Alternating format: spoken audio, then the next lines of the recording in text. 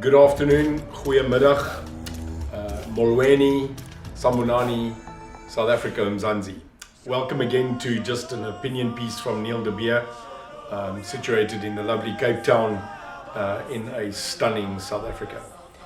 I have decided with the media team, obviously, to continually give updates and opinions from what is newsworthy and what is happening not only on the continent but in our stunning country.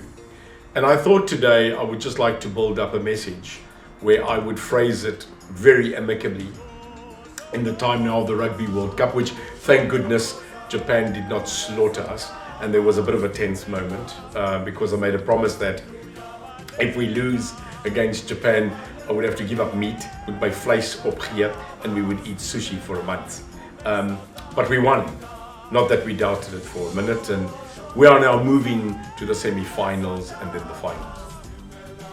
That brought something to me to mind that I wanted to discuss with you, my fellow South Africans, and all on South Africans, on two things that are very relevant to me right now.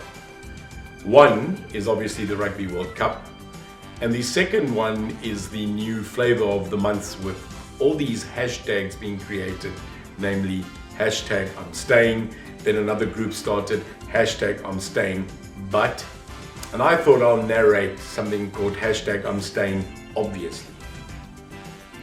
So as a South African, as a deep South Afrikaner, Ikaya, Mzansi, Nomshlanje, I thought of how we are as a nation, but as a South African nation, in our ups and downs.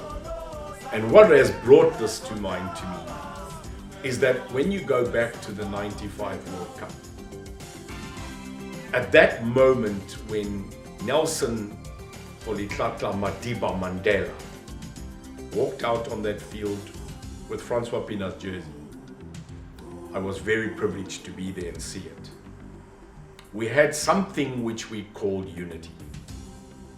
So far, we even went as far to say that our new emblem in 94 with our new country slogan, which is Khoisan, for those that didn't know, replaced the old slogan in Latin called Ex Unitatem Vires. So when you look at our slogan, you can't maybe read it because it's an XI and an XE. And nobody actually knows that it is Khoisan, it's the Bushman language. And in it, it says Teka, which means unity in diversity. And is South Africa not a unified country like we are? Well, we beg to differ sometimes if you read the press and if you read the ups and downs of our country. This brings to mind what I wanted to talk to you about, saying, I wish there was a slogan that said South Africa, a World Cup every day. Because it seems that when we play rugby and we remember the Joel Stransky kick that made us world champions, we remember the World Cups that we've continually participated in cricket, and the era of the near misses, but the participation as a nation. We remember Bafana and their victories, because they've had. We look at Penny Haynes, we look at Ryk Neethling, and we look at the victories of just these fantastic medals being won and Olympians being created. And we understand that in athletics we had people and have people like Caster Semenya. We then unite, we become one for that moment. And the dream would have been, could we not remain united every day? Hence, do we need a World Cup every day? Well, South Africa,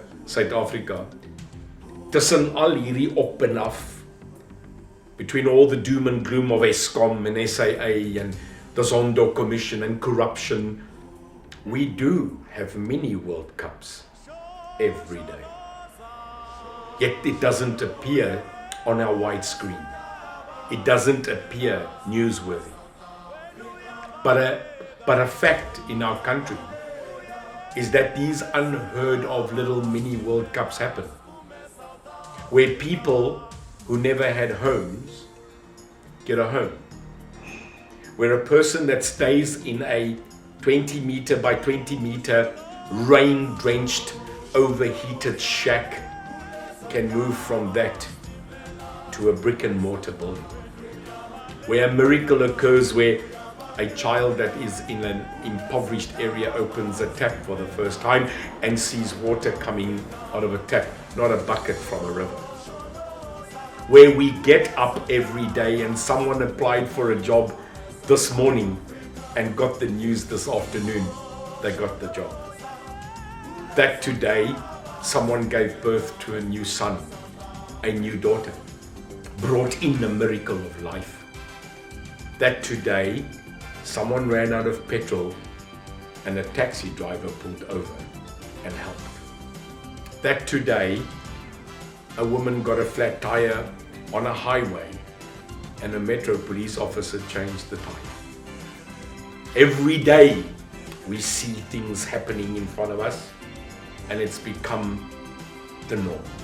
But what we do say as South Africans is there's no power, there's no life, employment is 30% unemployment, we are not getting skills, but we forget that we actually should work from miracle to miracle.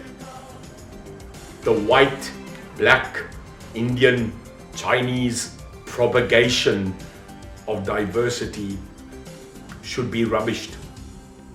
It should be frowned upon like apartheid was frowned upon and like the loss of a World Cup is taken to heart.